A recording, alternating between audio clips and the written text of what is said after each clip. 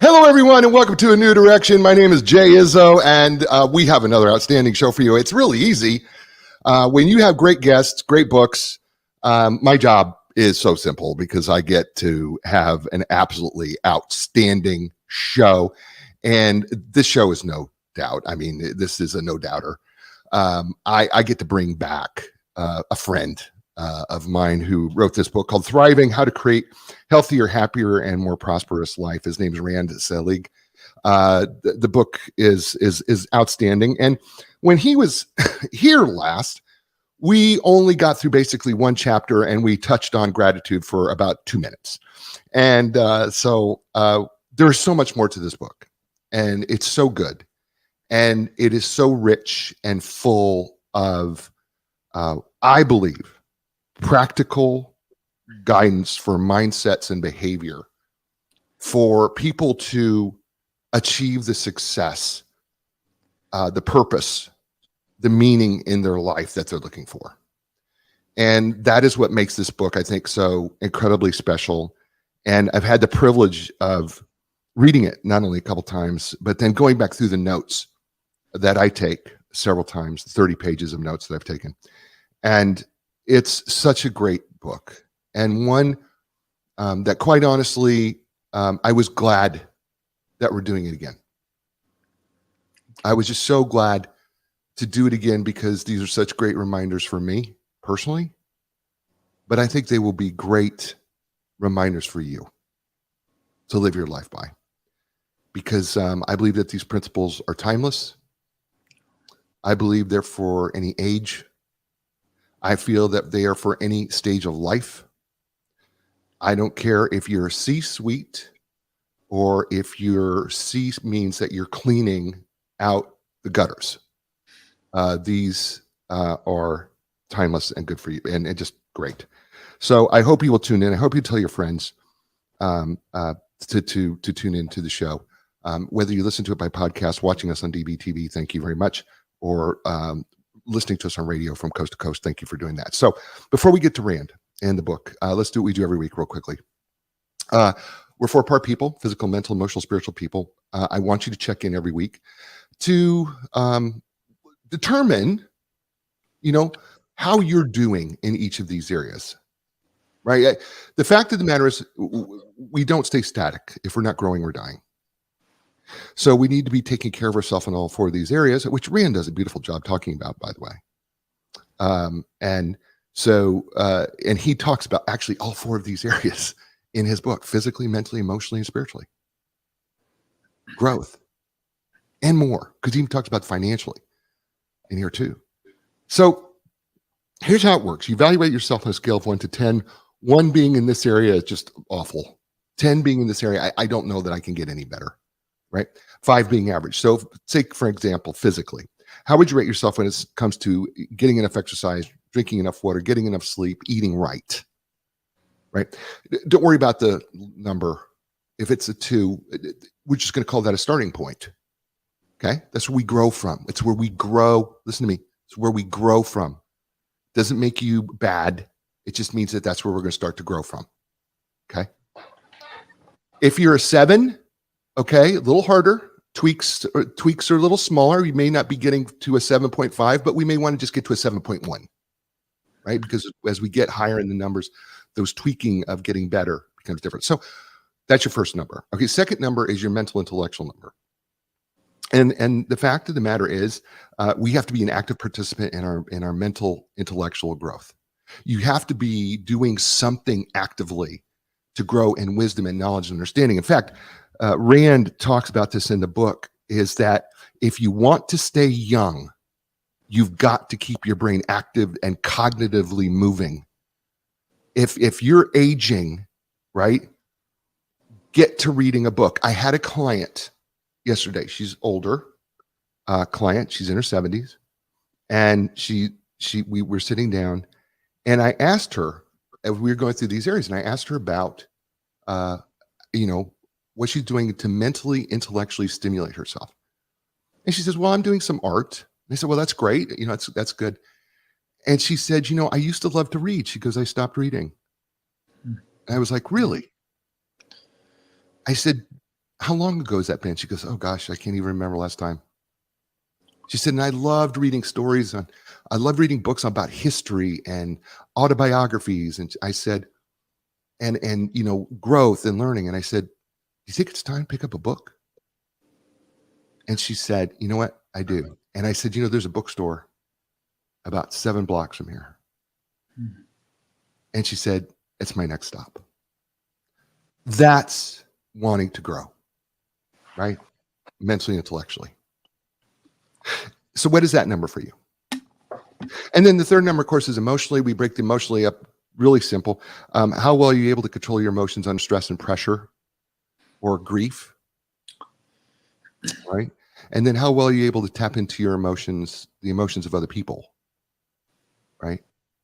Which requires you to listen and be empathetic, which coincidentally Rand talks about in his book. What number would you give yourself there? And then the fourth dimension of ourselves is the spiritual dimension. And we are spiritual people. Matter of fact, you can argue that we are spiritual people who live in temporary bodies. Is a pretty good argument. And in fact, if you were to eliminate the physical, the mental, and the emotional, there is still something left. And it would be the spiritual. It's still left. And you go, well, I don't believe in that. And yet we walk by faith every day of our lives. You've made plans for the future and believe they're going to occur. The chair you're sitting on, you believe is not going to break. The car you're driving in, you believe is not going to shut down. That wherever you're at, you believe that there is something more. That's faith. That's a spiritual part of you. And what brings you back to joy or centeredness in the midst of chaos? Is it God? Is it nature? Is it meditation? Is it something else? And is it working? So on a scale of 1 to 10, how would you evaluate yourself spiritually? Those 4 areas are like the air in the tires of your car. If one of the tires are too low, right, the car is going to veer. It's going to be very difficult to move the car, and it's going to be very difficult to be able to maneuver it, and it's troublesome. And by the same token, if all 4 tires are low, then what happens? Well, eventually you're going to ruin the car. So what we want to do is we want to bring up our air and our tires to the right height. And speaking of someone who's done that so well, his name is Rand Selig. He's an accomplished entrepreneur. He's a coach, conservationist, board member. He shares his extensive expertise in this new book, Thriving. He's managed hundreds of complex projects in his career and has run his own financial services firm for over 35 years. He has lived and worked all over the world, having a high set point for happiness and being relentlessly positive has been valuable to him in overcoming his challenges and his setbacks. He's relentlessly positive. He believes we all can be the author of our own story. And he's going to join us right now to do part 2 of Thriving. So ladies and gentlemen, please welcome to the show and welcome back to A New Direction, Rand Selig. Welcome back, Rand. Coach Jay, it's just a delight to come back and join you again. And thanks for so many of your marvelous, warm comments. Oh, you're very welcome. I went back through this. It's so much fun. I get to go back through this book again. And I had a blast doing it, right? Because I was thinking about all the things that we talked about, and I listened to the show that we did together, and it was really good. And the first chapter, which we never got through, really, we barely got through, was called Building Character, which is the first chapter of the book, which is so important, but we had to build character. and I said, you got to come back because there's more to the book than chapter 1.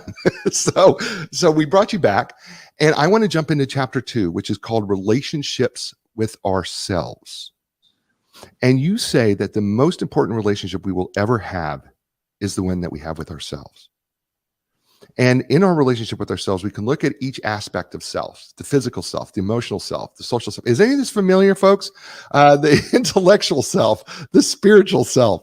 It may take courage and some honest examination. Talk to us about our relationship with ourselves, why it's important, and perhaps why we don't look at it as well as we should, that relationship. I think very simply, it's like a concentric set of circles. It starts with that first circle, which is you. If that's solid, you're doing well, you have a good relationship with yourself, then you can expand from there and have relationships with other people and go out in the world and do good work.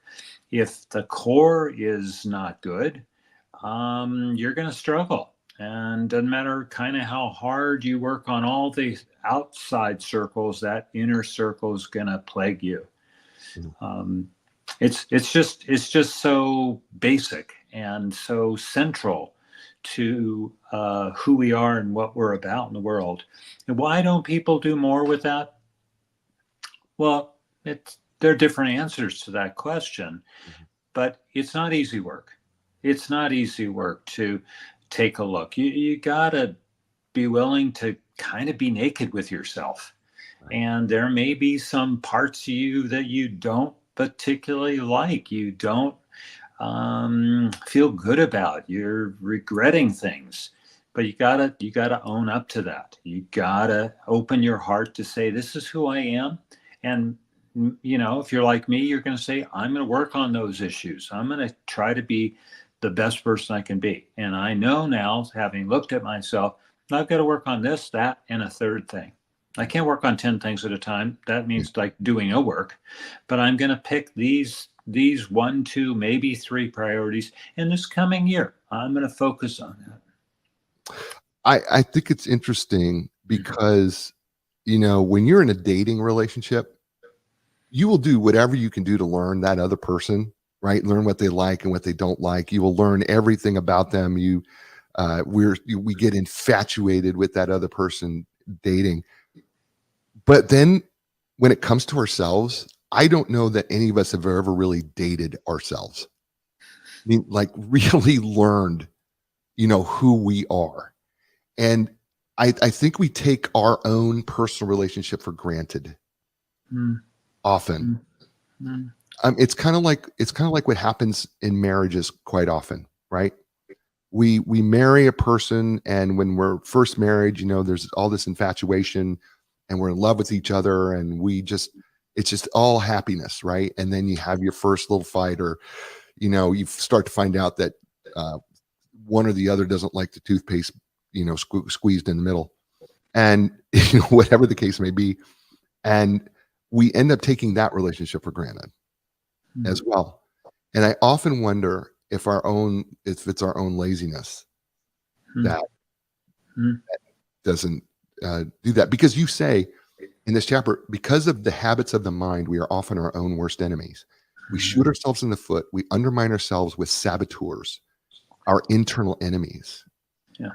And I wonder if that's because we've just not really dated ourselves. Well, I've never heard anybody talk about it that way, but I like it. I think that's very intriguing, especially when you lead into when you have a new relationship with somebody else and you're all in and you're interested. You're asking questions. You're present. You're so present. You've got that big smile on your face. You want to touch them. There's all these marvelous, exciting things happening. And if you can bring that into the relationship with yourself, and of course, there's the toothpaste stuff. Of course there is. That's okay. That's okay. Not a problem. And you can, I like to tell people, don't listen to yourself, because that's a tape recording that maybe I'm not good at math. I'm not a very nice person. I'm whatever. It's like a series of possible put downs or limitations. I say don't listen to yourself. Instead, talk to yourself. Hey, I'm going to go out there. I'm going to do something cool today. I'm going to meet somebody new. I'm going to be happy. I'm going to be generous and kind today. And so talk to yourself with encouragement, and I'll even say with love. You talk also here about one of the most critical choices that we make when it comes to a relationship with ourselves is whether or not we feel like a victim. Oof.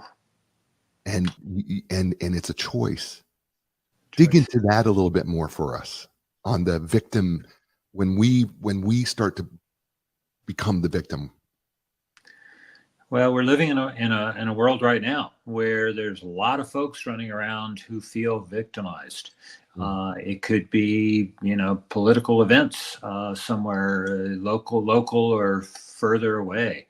And the victimization mentality is it's being done to me. It's unfair. And you feel yourself, you can just drink a lot of that nasty juice and believe that you're powerless. So when you lose your own power, what nature hates the vacuum. So what you fill that with is fear and anger. And that, look at think about all those words. That's just not a great place to be. Powerless, full of anger, full of fear. I have read a lot about Nelson Mandela. One of the projects I worked on was in South Africa right after he became president. And one of his great quotes, my book has lots of quotes, is, live your life with hope and not with fear. And his life is a perfect example of that. After 30 years in prison, he comes out and he emerges as a powerful, positive, encouraging leader for all his people in South Africa. It's a great message, a great story. I've recently been digging into Viktor Frankl's Man's Search for Meaning. And of course, he was a Holocaust survivor and who lost his entire family, basically. And he has a great quote, and that I think most people know. He said, they could take everything from you, but the one thing they cannot take is your ability to choose. And you can choose what you are going to feel today and how you're going to respond. They can change the circumstances, but they cannot take away your ability to choose your response. And I think that that's so important for people. It's an important message for everyone to hear that we have a choice. Yes, there are things that are bad and they happen to us, and I'm sorry, but we do have a choice of how we choose to respond back to them. And I believe that's a big part of your message.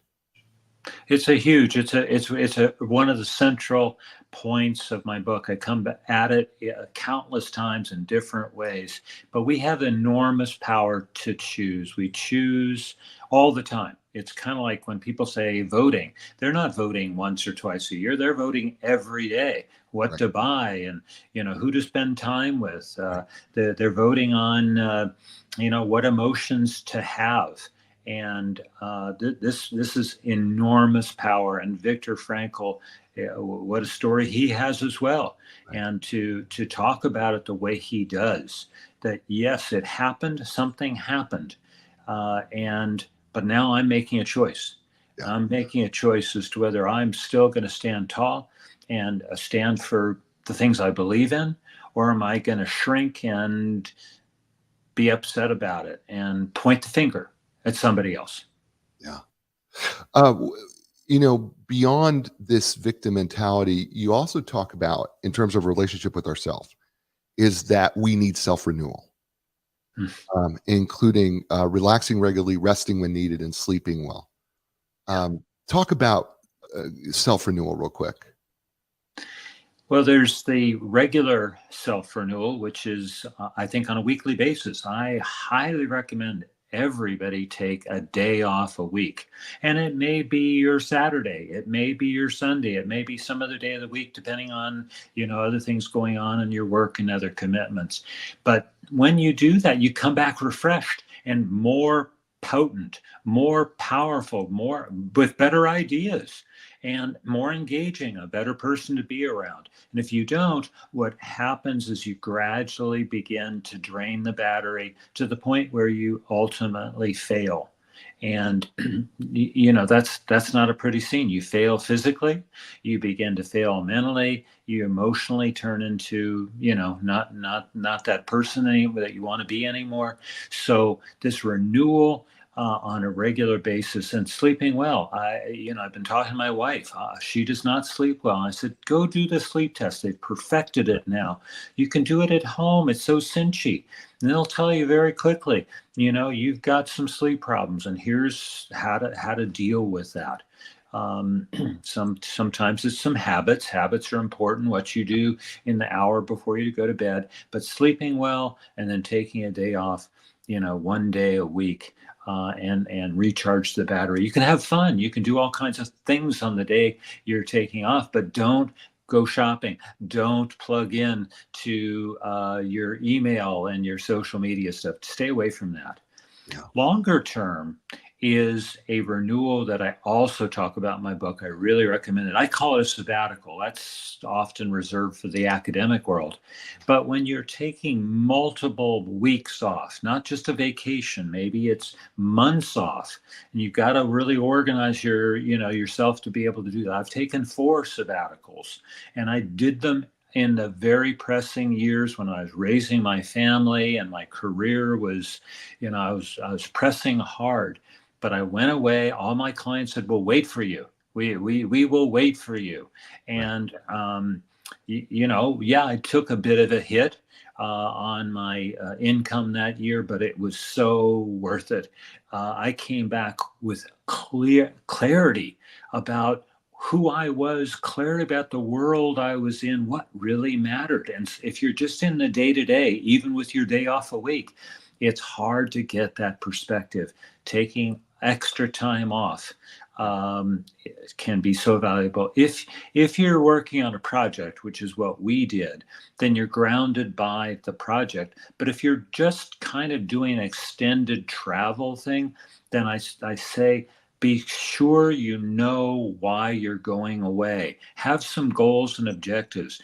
Maybe have a list of books that you want to read or things you really want to chew on about your life, and keep a journal so that you come back, and don't just fall back into the same old place and the same old, I'll call it, rut that you were in.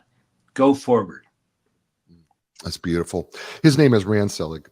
The book is entitled Thriving: How to Create a Healthier, Happier, and More Prosperous Life. You're listening to him here on A New Direction.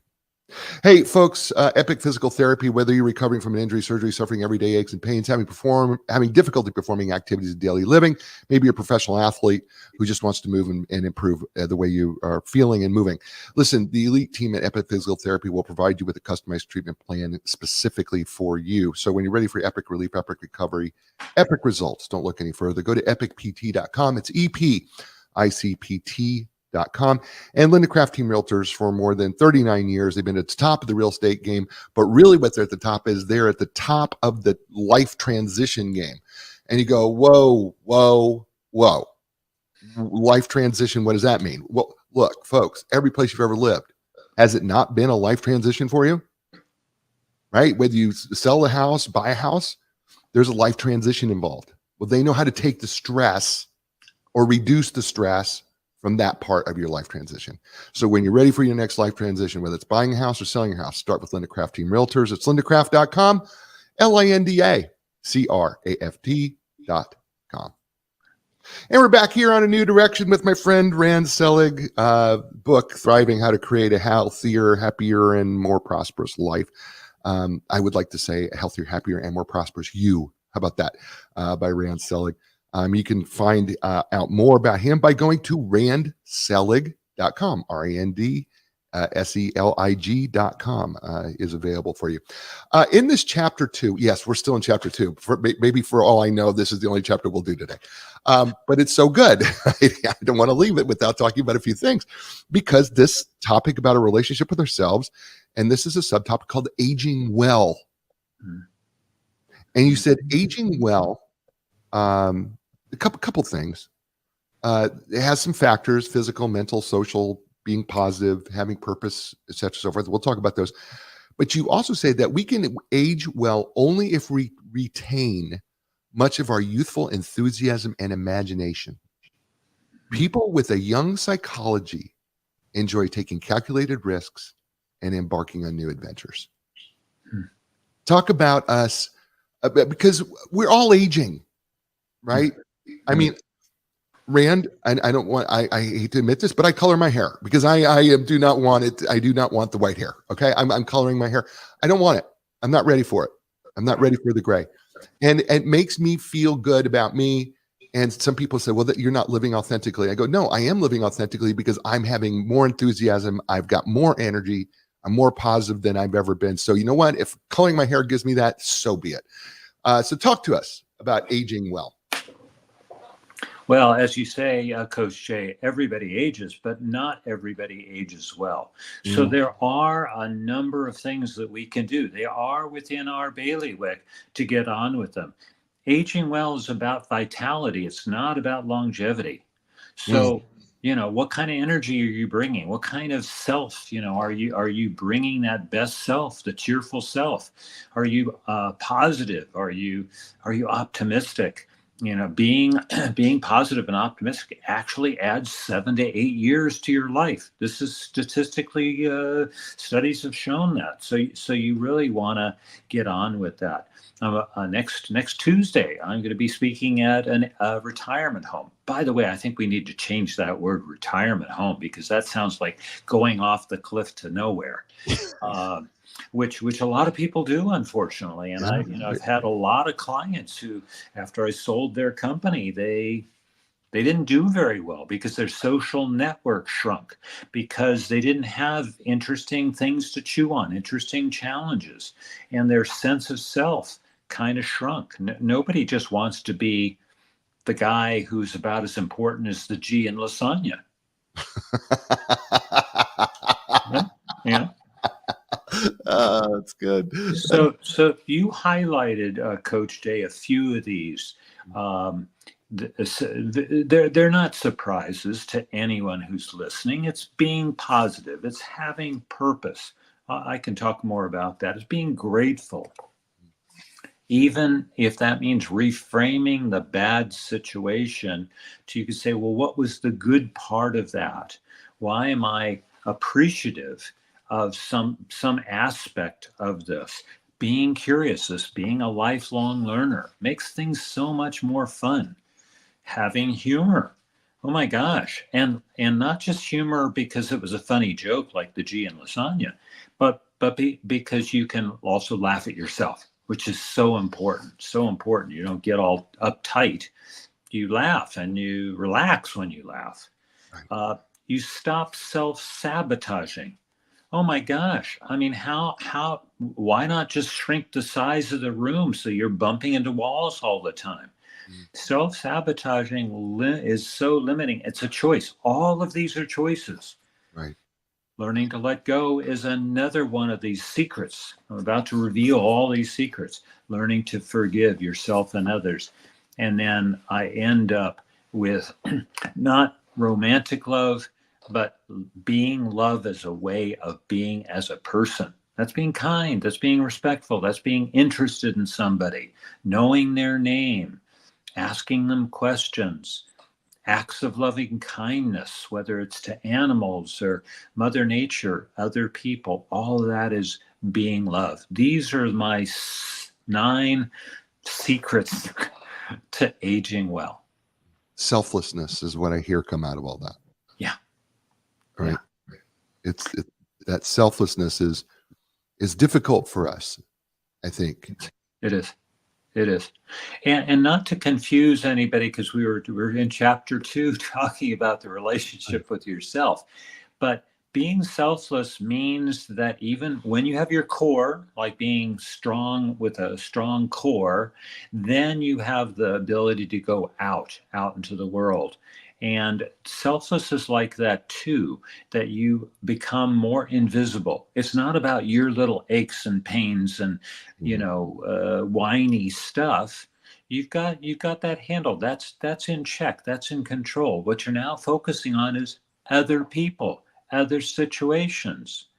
And in the process of focusing outward like that, become more invisible, less central to this dramatic story. Right. So good. And it ties right into chapter 3, which is managing ourself. Right. So we move from All right, our relationship with ourselves to manage ourselves. And this is where you start talking about our habits and our routines. Mm. And you start moving in there. And there's a lot that we're talking about. I get a lot of authors who talk about habit formation and our routines. And what's interesting is we're pretty good at bad habits. We're less good at developing good habits. Help us with our habit and routine formation a little bit here, and when managing ourselves. Well, habits, I think, are like a lot of things that I'm recommending in my book is just the self-awareness. Find out what your habits are. Mm. Take a look, write them down. You got to, sometimes it's not so easy. Like, how are you spending your time? A lot of people, my clients over the years, how are you spending your time? Well, I don't really know. Am I spending 10 hours a week on X or Y or Z? I don't know. I said, well, no surprise. I mean, time goes by kind of quickly, and you're busy, or I like to say you're delightfully scheduled. So, okay, roll forward, but write it down over the next week until I come back and visit with you again. Write down how you're spending your time. I think you will be surprised. I think you'll be surprised at that. And then you can analyze that to say, hey, are the things I'm spending time with, is that the best use of my time? Am I doing things I'm really good at? Am I doing things I like doing? If not, then we need to kind of switch things up a little bit. And so this whole thing about habits is back to the same point. Do an inventory. Check out what your habits are. Start with the first thing in the morning. Do you roll over and catch another 10 minutes of Z? Do you get up a little bit earlier and jump out of bed? Do you do some exercise in the morning to get the blood flowing? And do the night before, do you write down what you're going to do the next day? I am relentless about that. I Wow. do that on a monthly basis for the month, the weekly basis, and the day. So the night before, I take a look at what's coming up. First of all, I want to be on time for everything. So if I've got a 8:30 call or a meeting, I know I need to, do the logistics to make that all happen. So I flow the day and I create it in such a way I can move things around. So I've got my habits. I know what my habits are, and I know what some of my bad habits are. Some of the things that I've done and I'm working on is I'll be a little snarky. I'll be, I like humor. So but it's facetious, which means that there's a little dig at the end of the piece of humor. Well, nobody likes that. You feel the brunt of that. So I've actually worked to eliminate that. Funny is funny, but not at somebody's expense. So habits, do an inventory of the habits and then say, are these serving me? How can I make it even better? If I'm doing it 3 times a week, can I try to do it 5 times a week? If it's a bad habit, okay, I'm going to disengage. I've just finished reading a great book. Here I'm talking about my book, but I just read another great book, Atomic Habits, James Clear. Oh, he breaks this down, Coach Jay, in great ways about how to get rid of the bad habits. And why atomic? Not because it's the atomic bomb thing, but because it's tiny little pieces that stack up like coins. And before you know it, if you're doing this routinely, practicing and practicing, you got a big stack of coins. That's beautiful. I, I'm moving on along these lines. You talk about creating a frame of mind, and you say to create a successful frame of mind, you need a healthy diet. And I love it because you've actually included the ingredients: a healthy diet of vision, communication, inspiration, and integrity is part of the ingredients. But then you say it often might help to add these nutrients: stillness, silence, and solitude. Talk to us about this little recipe this little a genius recipe that you have of these wonderful ingredients. I think you could take those and write a whole book about them and have many stories and interview people. They are real nuggets. They are gems, each and every one of them. And the additional items of the solitude and quiet, is a critical thing. We live in a very extroverted world, and there's a lot of noise. There's a lot of stuff coming at us all the time. Our wheels are spinning so fast sometimes like the wheels are going to spin, not just the air out of the tires like you were talking about, Coach Jay, but the wheels fly off your vehicle. Talk about driving without four wheels on your car. That doesn't really work. So the solitude that allows you to calm down, to slow down, to do that inventory work, to appreciate, to sort of say, what am I grateful for? Oh my gosh, look at this.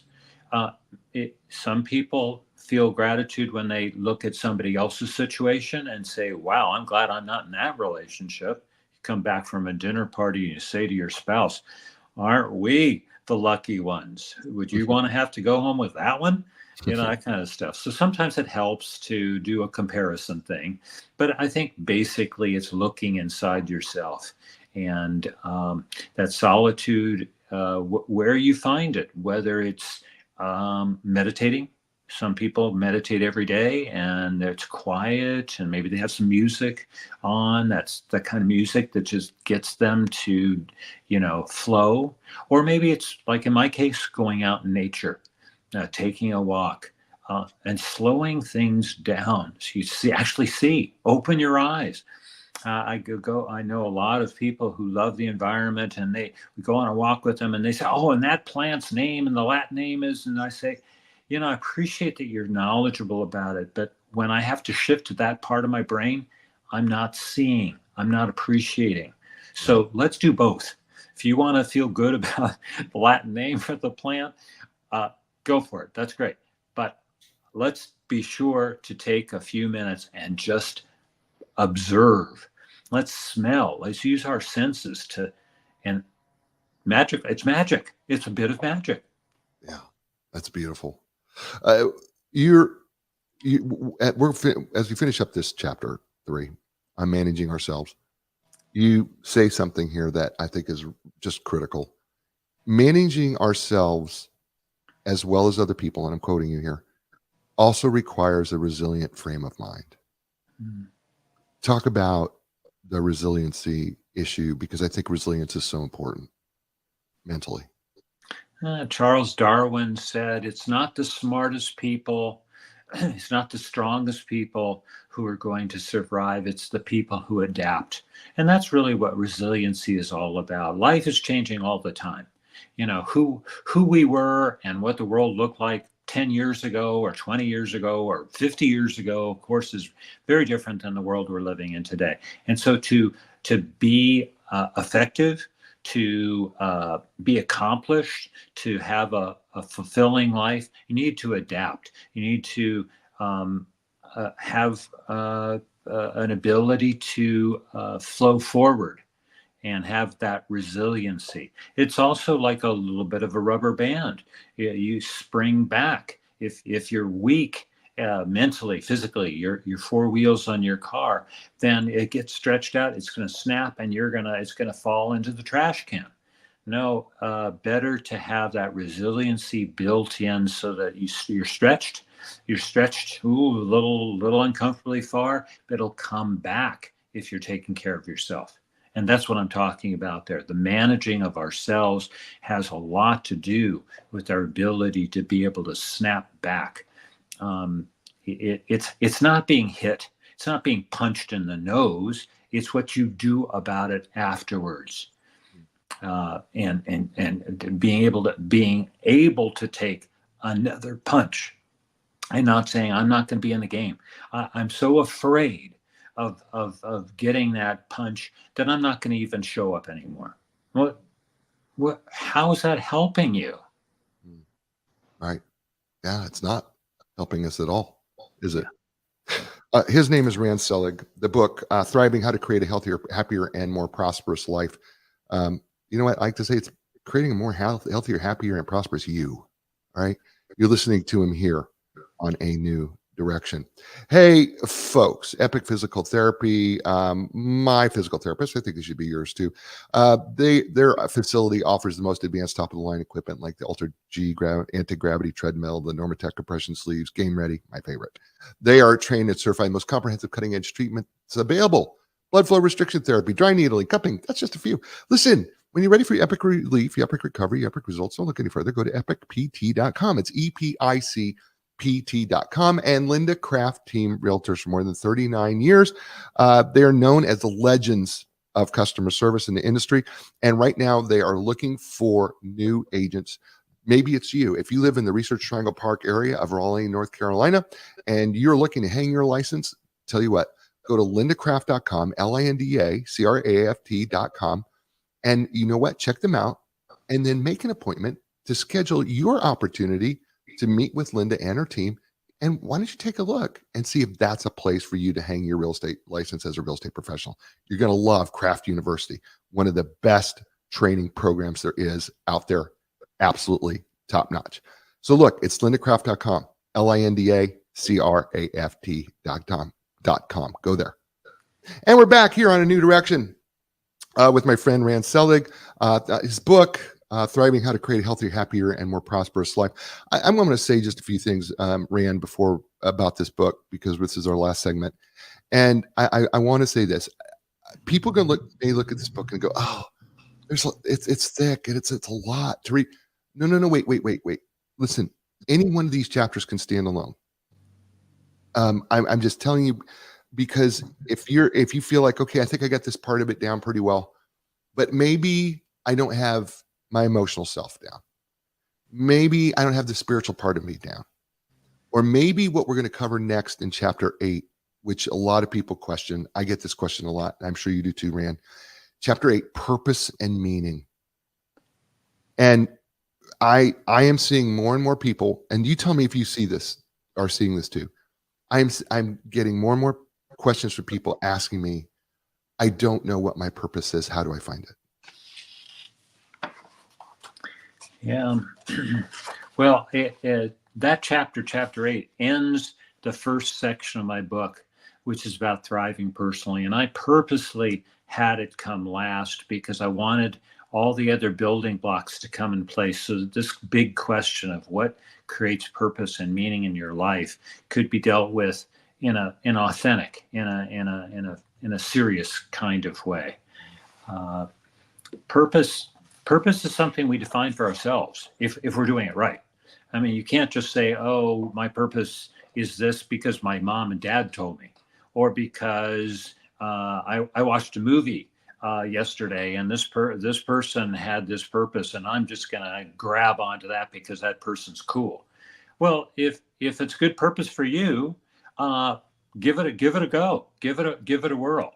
And by the way, purpose can change over time. I've continued to evolve my purpose. And purpose, by the way, is a separate little topic. I don't know if we'll get to it today, but you're creating a legacy along the way. Your purpose can lead to a legacy. And if you're clear about your legacy, you can start living it now. You don't have to have it there on the tombstone. You can be carving your legacy onto hearts now while you're alive. So, the great Mark Twain said, the 2 most important days of your life are the day you were born and the day you figure out why. Well, I think Mark Twain is really on it. I would amend it because I'm an author. I can edit and adjust. I would say that it's not the one day you figure out why, but it could be multiple days over a span of a lifetime. And that's important. That's healthy. If you stick to the one purpose and now you've changed, you've sold your company, you've moved to a different place and everything's different. You've gone through a big transition. You may have lost that purpose. So you got to reinvent yourself, create a new purpose. Well, I think one of the things when it comes to purpose and meaning is I think oftentimes we are unsure of where to start in this process. And I think one of the things I like to give people is the psychological definition of purpose, and psychological definition of purpose is something, excuse me, that is meaningful to you, that positively impacts the world around you. Mhm. And I think, Mhm. excuse me, I think what we often do is we focus on passions, Mhm. but that's not always a good start. I mean, it can be, passions can have something to do with it. But I don't think we all know what we're always passionate about, because we haven't experienced enough things to know that we are passionate about something else that we have never experienced. Mhm. Because you may do something for the first time and go, "Oh my gosh, that was great." I just want to give an example. I have never played pickleball before, right? In fact, Rand, I would tell you that I wasn't sure that it would be a sport for me to play. And my wife and I took a lesson. Doggone it if I don't love that thing. If I don't love pickleball, I absolutely love it. And I can play it. I can just play it and play it and play it. It is, but had I not experienced it, I wouldn't have developed the passion for it. So I can't focus on passions, because I don't even know what I don't know that I may be passionate about. Now, is pickleball going to provide me some meaningful purpose? I don't think so, but that doesn't mean it can't. But it is a tool in the toolbox. At the same time, I believe that I am fulfilling my purpose and meaning in my life, because this show is entitled A New Direction. Everything I do in my life, my purpose is to help people find a new direction, whether that be in their life, whether that be in their career, whether that be in their business, whether that be in leadership, whether that be in success. Everything for me revolves around, that's my purpose. Now, I may execute it differently, Yeah. as in a podcast, speaking on stage, coaching one-on-one, right? I may execute it differently. So it's not doing, because my purpose, which gives my life so much more meaning, allows me to help as many people as I possibly can in those different modalities. So I Mhm. think Mhm. I hear that when you say factors, in this chapter, you say factors involved in creating a meaningful life. Developing, and here's what you say: developing a meaningful life involves many options as to what to focus on. Our focus can reflect choices ranging from more to less meaningful, and from things you might consider glamorous to simple. The Mhm. more meaning we find in life, the happier we typically feel, and the more often we feel encouraged to pursue even greater meaning and purpose. Talk to us a little bit more as we dig into this, because I think I want to give people hope, and Mhm. not let them, and not have them be. I want to give them some resiliency, and I want them to keep pursuing it. So let's give them some practical things from your end. Well, I appreciate you bringing this hugely important topic up. I've heard so many times, I'm sure your listeners have too, the advice to a young person and finishing high school, or maybe a little bit later, is find your passion, follow your passion, and I really think that's, as you were saying, Coach Jay. I think that's not necessarily great advice. Passion's too confusing when it comes to things like, what's the difference between that and a hobby? Well, something that you enjoy doing is good. Yes, do things you enjoy doing, Sure. but that's not the same as having purpose. What is purpose? Purpose means that you understand a bit about it. Doesn't mean you understand everything. You're still learning and growing about it, but you're willing to make a commitment to it. It's not a casual thing. You're going to come back again and again and again and keep improving as you work forward with that commitment towards your purpose. I think it's really important to write it down. Write down your purpose. My first purpose, I think I can remember. I can remember the evening when I wrote it down, is to reach my potential. And I thought, wow, what a super duper purpose.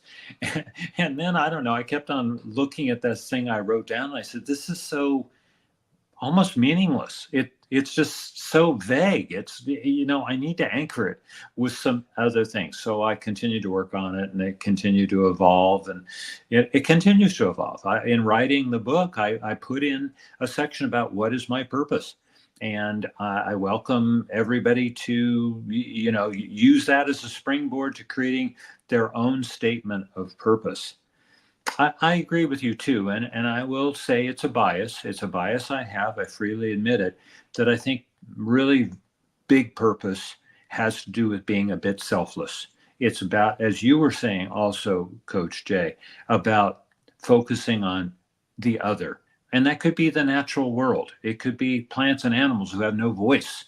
And somebody needs to speak for them. Could be something that the human world has created and worked on, or big challenges. We've got so many enormous challenges in this vast, amazing world we're living in. So any of those and a little slice of that can be something you want to focus on, you want to make a commitment to.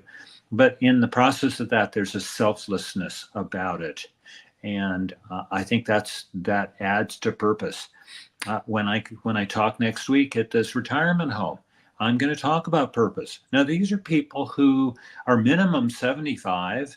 Some people are 100 or more. And I'm going to talk about purpose. And the purpose I'm going to talk about, it's okay. It's a perfectly valid, big purpose to be a kind person to the people around you, to ask them questions, to be interested in their story, to have a smile on your face in that environment. That could be really helpful. To thank the staff for creating the surroundings, the food, the place you live in, functioning in the way it does. Be that person, and that's purposeful. And when you say that's my purpose, I'm going to be that person. Salute to you. We're going to wrap up here. I just want to wrap up with a couple things that you say about this. And you said, and you briefly mentioned it, but I want to make sure people are clear. Here's some steps that Rand gives you. One, write a vision statement and living legacy, right? Write a vision statement and a living legacy. Two, know your core values and beliefs. And what he's saying here is so true. If you know what your core values are, most of you probably don't. I've been having this conversation more with people, they don't. But when you're out of alignment with your core values, not going to work. And then write out a life purpose, can change, and then write out a vision statement. Rand, as we wrap up here, what would you add and tell people how to get a hold of us as we close? Go ahead, get a hold of you. Sorry. I would add that this writing down these things is important to do. Why? Because in the process of writing it down, you figure out what you know about it. What you're a little still, maybe a little, excuse me, confused about, where maybe there are some inconsistencies. It becomes a draft, a living document that you can continue to play with, and it's just so important to write it down, to have that kind of concreteness to it. So I really encourage. It's kind of a call to action when you do that. And when it comes to the final bit about writing down what your legacy is, okay, so now whatever your age is, and you're very far away, hopefully decades and decades away from the time when your physical self disappears and you're in that spiritual realm that you were talking about. That's a long way away, but that doesn't mean you can't write your legacy and live it now. Be that person. I write my legacy in the book. It's about having excellence, having purpose, being encouraging, and living love as a way of being. That's what my legacy. I'm trying to bring that everywhere I go. So the people's, I'm carving onto people's hearts and not waiting for that tombstone marble thing. Beautiful. Rand, tell people how to get a hold of you. I'd love to hear from you. You can go to my website, Rand Selig, SELIG.com. And there's a page there where you say connect with Rand, and you can write me and say, hey, I love chapter X, or hey, I don't understand chapter Y, or I, have something else that you missed. Great. Anything, or invite me. I'm doing a lot of talking, and would love to engage. That's what I'm really all about right now, is engaging with people around the themes, the so many themes in this book of being on the path to living a full life of thriving. That's awesome. Rand, stay with me. Folks, this is a show, you know what I say to you every week, right? You're in control of three things: your attitude, your effort, and your resiliency. Fact of the matter is, life is not always going to deal us the cards that we want. In fact, oftentimes it doesn't. But you are in control of those three things, and that is your attitude, as difficult as it may be. Your effort is tied to your excellence. So how excellent will you be at any given moment? And yeah, we're going to get punched in the mouth or the stomach every now and then, but it's up to you to get up. That's your resiliency. Take control of those things. I know you can. I'll be back next week with another great guest. It's going to be another great book, which automatically means it's another great show. As I say to you, it's this, and that is you had a lot of choices. You chose us. I am so grateful to each and every one of you for making the choice to choose a new direction and me and my guest. Thank you so much. Give us a thumbs up on YouTube and a positive review wherever you're listening to the show. As I say to you all over the world, you know what that is? Ciao, everybody.